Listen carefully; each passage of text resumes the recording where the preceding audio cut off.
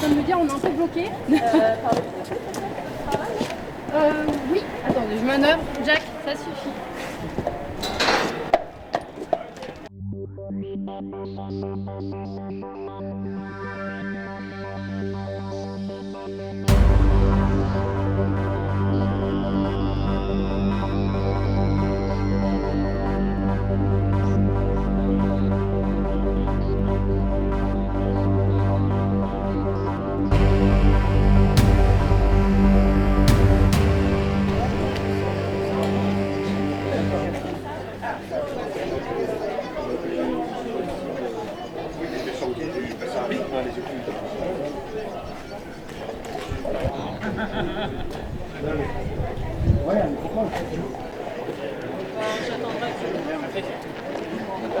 Le recul qui était prévu en fait n'est pas le bon, donc on va se mettre autour, mais...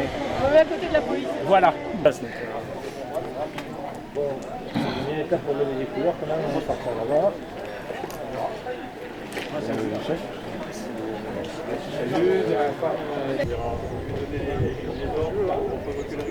Je sens qu'il y a vraiment des moyens qui ont été mis en place. C'est pas comme si tu venais de faire. Monsieur le préfet représenté par Céline Lalanne, directeur des cabinets du préfet, colonel Milan, commandant du CEFIM de Montlhéry, colonel Poitvin, commandant de la compagnie de gendarmerie de Brie, commandant Bouchon de la CRS autoroutière, capitaine Mahu, chef de secours principal de Corbeil-Essonnes, capitaine Bouchon du 2e RSMV, de Plancher, commandant de la BTA de Nancy, officiers, sous-officiers, femmes et hommes du rang. Madame Daphné Madou, sénatrice de l'Essonne, Monsieur Alexandre Touzé, vice-président du département de l'Essonne en charge de la sécurité et du monde combattant, Mesdames, Messieurs les élus, Monsieur le maire honoraire, Mesdames, Messieurs, chers amis, bienvenue à tous et merci de votre présence. Je suis ravie de vous voir aussi nombreux à cette première édition du Forum des métiers de la défense et de la sécurité. Et vous l'aurez remarqué, comme à son habitude, avec le soleil en prime, car vous le savez, au coup de Monceau, il fait toujours beau. Vous savez mon attachement et celui de la municipalité pour ces institutions ici présentes, où des femmes et des hommes œuvrent au quotidien pour notre sécurité. Aujourd'hui sera l'occasion de découvrir nombre de ces acteurs, souvent connus et parfois moins, du monde militaire. Nos jeunes, coudrésiens et pas coudrésiens d'ailleurs, vont pouvoir découvrir des métiers passionnants pour lesquels l'engagement, le goût de l'effort et le terme frère d'armes résonnent avec nos valeurs républicaines. Métiers dont on ne parle pas assez dans notre société et celle que l'on prépare à nos enfants, une société qui, de plus en plus centrée sur l'apparence, le superficiel, et je trouve des réussites éphémères et sous influence. Je suis certaine que vous aurez l'occasion, durant cette journée, de trouver les réponses à vos questions et qui sait conforter une vocation naissante. Plus qu'un forum des métiers, de par la richesse des intervenants présents, vous assistez aujourd'hui à un événement permettant des échanges intergénérationnels et la possibilité de renforcer le lien entre la nation et nos forces de sécurité. Je tiens donc à remercier l'ensemble des intervenants qui se sont mobilisés et qui ont répondu présents aujourd'hui, ainsi que Sylvain Bélier, notre correspondant défense le plus actif de France, qui a coordonné au millimètre près ce forum. Donc merci Sylvain et j'aimerais qu'on l'applaudisse. Et bien entendu, je remercie chaleureusement l'administration et l'équipe des élus de la majorité pour leur implication dans cet événement. C'est maintenant par une cérémonie de levée des couleurs dirigée par le CEFIM de Montlhéry que j'ai le plaisir de déclarer ce premier forum ouvert. Merci à tous. Et je vais laisser la parole à monsieur. Merci à tous.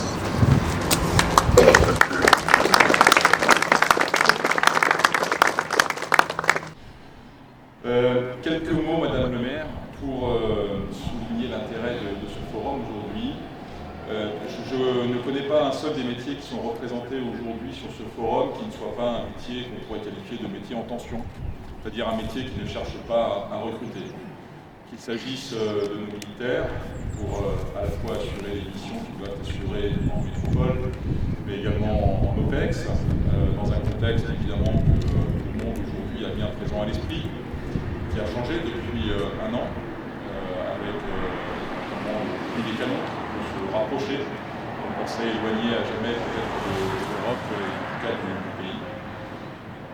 Que ce soit les métiers de la gendarmerie, de la police, je parle des différents métiers qui peuvent être représentés aujourd'hui, aussi bien la sécurité publique de manière générale, qui est assurée par les gendarmes en gendarmerie, par les policiers en police, par les CRS pour les zones autoroutières, les métiers des secours, avec le SDIS qui est représenté également aujourd'hui. Aucun de ces métiers aujourd'hui ne cherche pas à recruter. Encore une fois, qu'il s'agisse de jeunes ou de moins jeunes, puisque j'y reviendrai, l'engagement n'est pas une affaire de jeunes, mais à plusieurs moments de la vie, de la carrière, on peut se rapprocher de ces métiers et se rendre utile pour ces métiers. Également, rappeler que ces métiers, Madame le maire, vous l'avez souligné, ont un sens. Que beaucoup de gens peuvent chercher leur voie aujourd'hui. Certaines personnes ont trouvé un métier, mais cherchent aussi encore du sens à leur engagement. Tous ces métiers peuvent justement être une ouverture, peuvent correspondre à une recherche de sens. Beaucoup des gens que vous croiserez sur les stands aujourd'hui pourront vous parler des difficultés de leur métier, de certains moyens qui peuvent leur manquer par moment, mais je pense qu'aucune des personnes qui sont sur ces stands ne vous dira qu'ils n'ont pas trouvé un sens à leur engagement. Ce sont des métiers qui sont exigeants, mais ce sont des métiers qui ont un sens. Je parlais donc des jeunes qui peuvent être en recherche aujourd'hui de voie professionnelle et d'un sens au métier qu'ils vont trouver. Pour autant, je ne m'adresse pas qu'à eux, puisqu'à tout moment de la carrière, y compris pour des gens qui ont déjà un métier, il est possible de trouver un engagement dans les forces de sécurité qui sont représentées ici aujourd'hui, soit au travers d'un basculement de carrière, mais aussi au travers de tous les systèmes de volontariat, de réserve, ça dépend le terme en fonction des forces. Je pense aux sapeurs-pompiers volontaires, je pense à la garde nationale, je pense aux policiers réservistes, aux gendarmes réservistes, même aujourd'hui avec un métier qui n'a rien à voir avec les forces de sécurité intérieure. J'ai été trop long. Mon temps de parole, manifestement, arrive au bout. Donc même aujourd'hui, en ayant un métier, on peut encore trouver une possibilité de s'engager, de trouver du sens dans ces métiers de la sécurité. Le lien entre les forces de sécurité et la nation, Madame le maire. Vous en avez parlé également, et je pense qu'aujourd'hui, en particulier, il est important de le souligner. On entend beaucoup de commentaires, on lit beaucoup d'articles sur les violences policières, sur les forces de police ou de gendarmerie qui empêcheraient les gens de manifester ou... J'ai été coupé. Bon, je vais essayer de continuer à cappella. Donc on entend aujourd'hui beaucoup de commentaires qui ne sont pas toujours flatteurs sur les forces de l'ordre. Je voudrais rappeler que les forces de l'ordre sont là pour que nous puissions vivre en sécurité, que la sécurité est sans doute la première de nos libertés. Que les forces de l'ordre sont là en particulier quand une opinion veut s'exprimer pour que les gens puissent manifester en sécurité. Que les forces de l'ordre parfois se trouvent attaquées pendant ces manifestations et sont obligées de réagir. Mais je n'ai jamais vu des forces de l'ordre s'opposer à une manifestation. Je voudrais également, en dernier point, évoquer l'actualité qui est liée aux grands événements. Donc on a la Coupe du Monde de rugby qui commence dans quelques mois, on a les Jeux Olympiques qui auront lieu dans un peu plus d'un an. C'est l'occasion aussi pour beaucoup de jeunes de s'engager dans les métiers de la sécurité, puisque pour pouvoir participer aux Jeux Olympiques, des formations spécifiques ont été développées qui permettent aujourd'hui à un jeune, à partir du moment où il aura au minimum 18 ans en juin 2024, c'est-à-dire que même s'il est mineur aujourd'hui, de suivre une formation d'agent en événementiel, d'agent de la sécurité en événementiel, une formation qui dure 3 semaines, dont une semaine en distanciel, qui est gratuite, qui est rémunérée, qui ne remet pas en cause pour un étudiant la bourse qu'il pourrait percevoir. Et cette formation lui permettra, pendant les Jeux Olympiques, de pouvoir s'engager sur ce grand événement, de pouvoir exercer un métier en lien avec la sécurité, avec l'accueil des populations qui viendront pour les Jeux Olympiques, Et je trouve que pour un jeune aujourd'hui qui fait ses études, un jeune qui est aujourd'hui en terminale par exemple, c'est une belle perspective de pouvoir participer à la fois à un événement planétaire et de s'engager dans un métier de la sécurité. Voilà, je m'arrête là et merci encore une fois Madame le maire d'avoir organisé cet événement.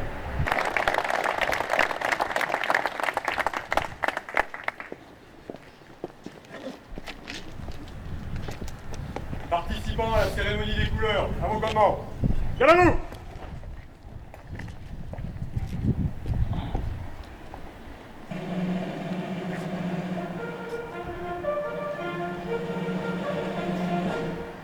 Attention pour les couleurs.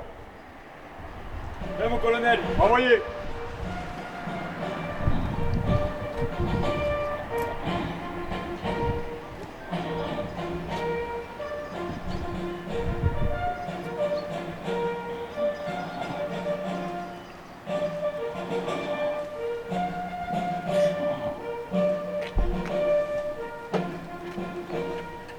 Allons enfants de la patrie, jour de gloire est arrivé.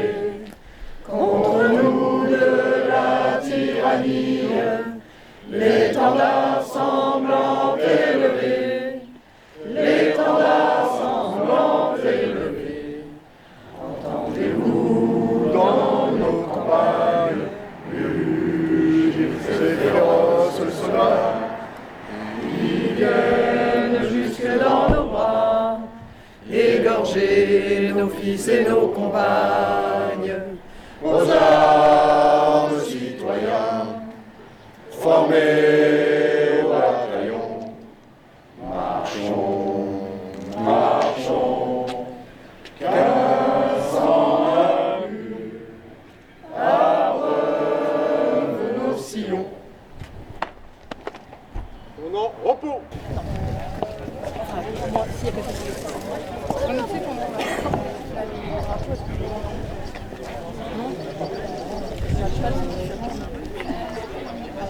Vous voyez, il y a un point central.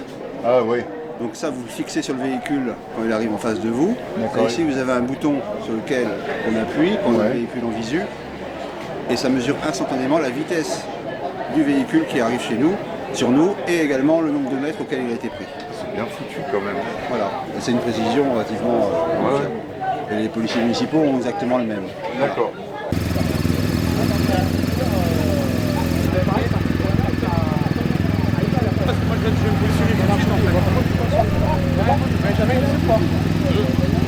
Donc on a une moto de série de base et ensuite on a les équipements police qui sont rajoutés par BMW qui est une usine et qui eux adaptent la moto directement en police. D'accord, c'est pas la police nationale qui les équipe, elles sont équipées directement Voilà. par BMW. En fait BMW équipe une grosse partie puis après la police nationale finit de les équiper avec la sérigraphie française, etc. Donc on a un bel écran TFT, nouvelle génération, c'est permet de connecter un peu les smartphones, etc. pour mettre les GPS pour les SAMU, parce qu'on connaît beaucoup d'hôpitaux d'Île-de-France, mais on ne les connaît pas tous par cœur, les petites cliniques, des fois, donc ça nous permet maintenant de pouvoir transférer l'écran GPS sur l'écran, même si une escorte, on préfère faire sans GPS, parce qu'on va plus vite que le GPS.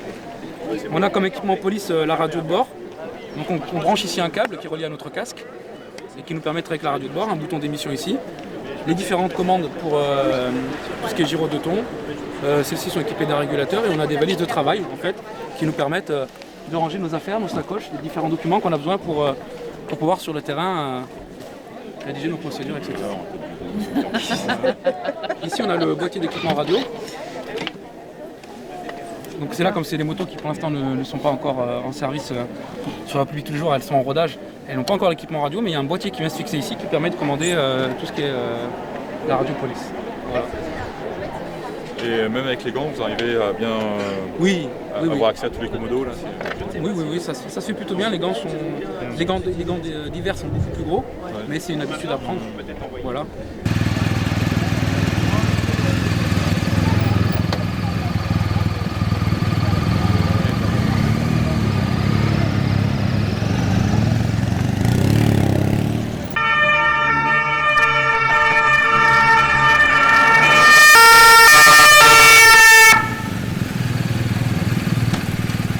Police, montrez les mains.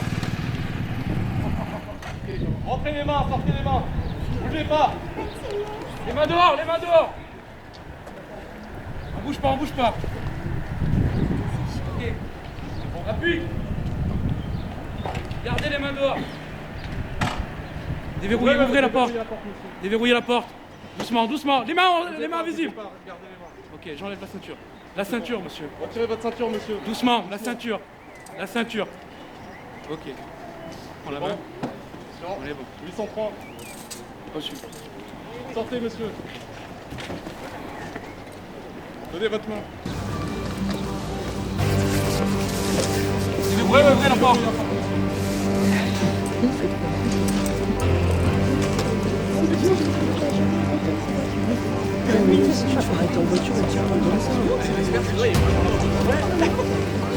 Ici, monsieur. Mettez votre tête, bougez pas. Encore comment?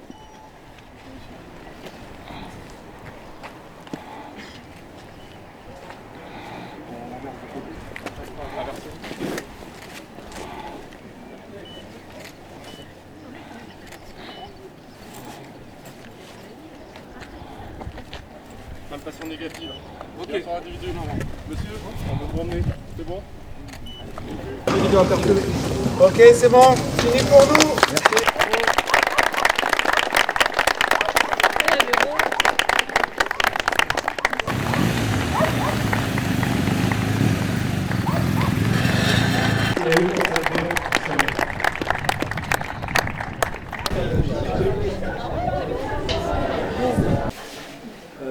Dans l'armée, c'est que moi j'ai connu, avant de rentrer dans l'armée, un peu entre guillemets, la profession dans le professionnel, dans le civil. Quand j'y suis allé, quand j'étais dans le civil, j'étais dans un prêt-à-porter, de haute couture. Bien, le souci, c'est qu'on me voyait comme une personne en situation de handicap. On me mettait toujours un peu de côté. Et ce que j'ai apprécié vraiment dans l'armée, c'est que je suis allé en reculant parce que je me suis dit, avec toutes les réprimandes que j'ai eues, toutes les réflexions, je me suis dit l'armée ça va être chaud. C'est pour ça que j'ai caché mon handicap. Et en fait, compte, dans l'armée où j'ai apprécié, c'est qu'ils voient la valeur de la personne. Voilà. Ils n'ont pas vu mon handicap, ils ont vu que j'étais bon dans mon domaine et ils n'ont pas cherché à comprendre, toi, tu es handicapé, on te met de côté. Je l'ai connu dans le civil, on m'a mis de côté. À l'armée, on ne m'a jamais mis de côté. Moi, je suis rentré avec un recul, mais en fait, c'est pour ça que je suis resté 23 ans. Quand on m'a proposé un contrat au bout de 2 ans, j'ai accepté parce que je me sentais super bien. On ne m'a pas considéré comme une personne handicapée. Si on utilise 15 mètres de porte.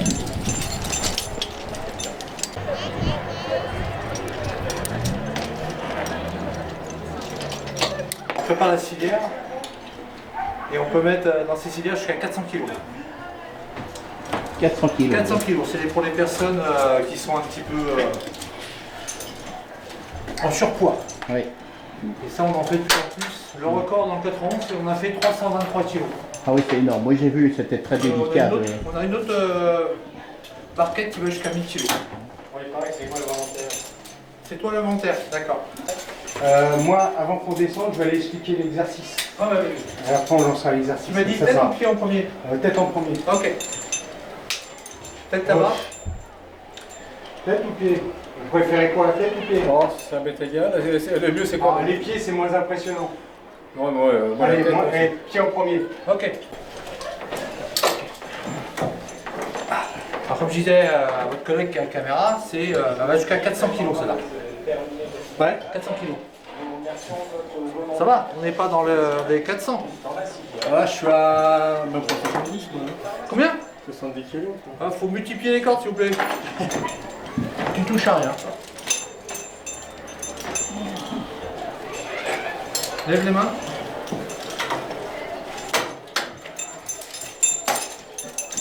On va remonter un petit peu par là. C'est bon. Ah, c'est bon? Ouais, c'est pour... Levez ce bras-là.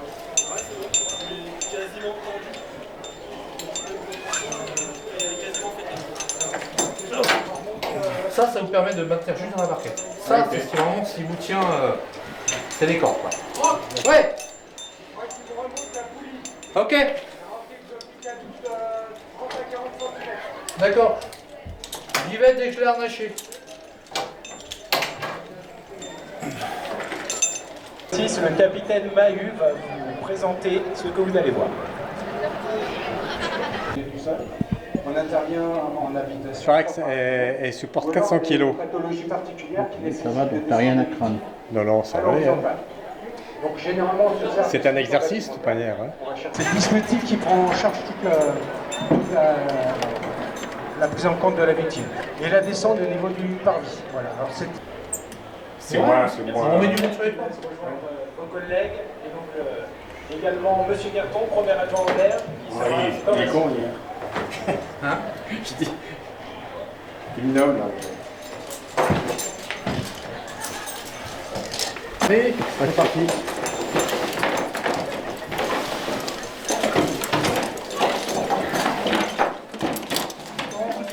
Ah, il y a celui dans la vie. Vas-y. C'est bon, je gérer ça, Patrick. Je peux y aller.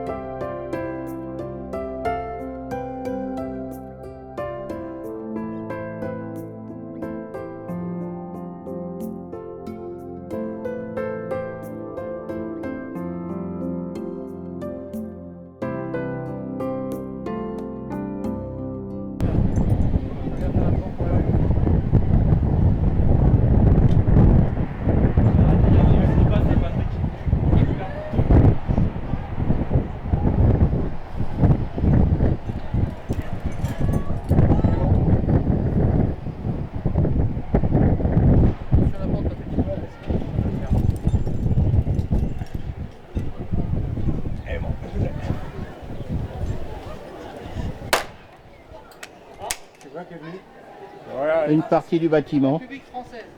Ah, c'est la République, c'est pas grave. Victime au sol. Je suis déjà arrivé.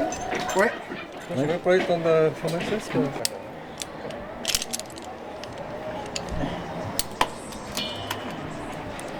Libère, attendez.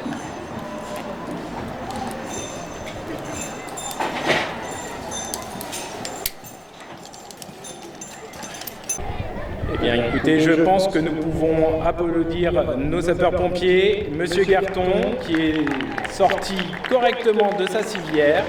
Tout s'est bien passé. On vous entend pas beaucoup là pour les pompiers. Donc encore merci à eux de leur présence, car on sait que leur temps est précieux. Et donc peut-être quelques mots par la suite de Monsieur Garton pour nous dire ce qu'il a pensé de sa descente. Ça va être fait lundi, c'est fait demain là. Donc Monsieur Marc Garton, vos impressions sur cette descente? Oui, donc c'est un très beau exercice. Bon, il n'y a pas beaucoup à avoir peur, hein, puisqu'il y a quoi? Il y a que 10 mètres. Hein. Il y a tellement d'ambition, on peut peut-être faire